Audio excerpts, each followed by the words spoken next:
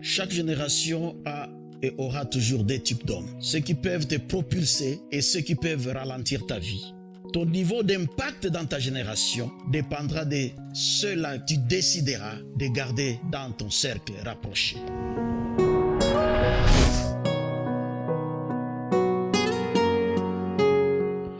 La Bible déclare dans Proverbe 15,4 « La langue douce est un arbre de vie, mais la langue perverse brise l'âme. » Les propulseurs sont des arbres de vie. Ils sont une minorité de gens, mais ils constituent une source de vie. Les propulseurs sont des gens qui distribuent la vie dans leur environnement.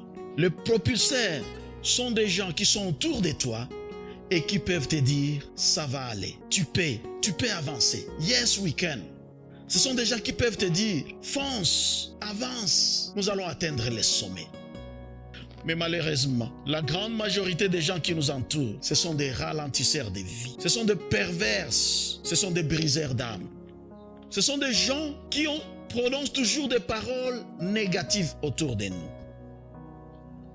Ce sont des gens qui sont pessimistes. Ce sont des gens qui calomnient, des menteurs. Ce sont des gens qui profèrent des insultes. Ce sont des gens qui nous rabaissent. Ce sont des gens qui sont des changeurs de bien à mal. Ils disent des propos tels que tu ne connais pas, tu ne peux pas, tu n'as rien.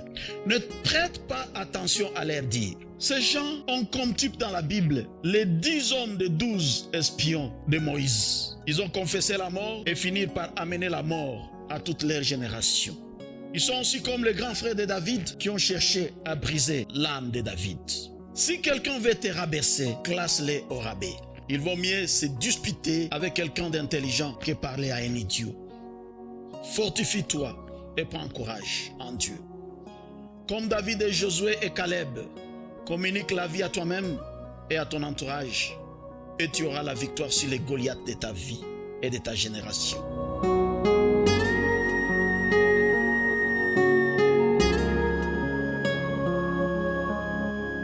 Avec tes paroles, restaure la vie de ton entourage, restaure la vie de ta famille, restaure la vie de ton église. N'oublie pas, la mort et la vie sont au pouvoir de la langue. Tu sais, l'arbre de vie n'est plus dans le jardin d'Éden. Dieu a planté et il continue de planter des arbres de vie dans chaque génération. Dieu est un arbre de vie. Christ est un arbre de vie qui habite en toi.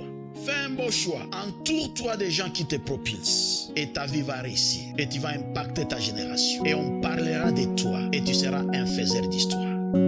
Que Dieu te bénisse.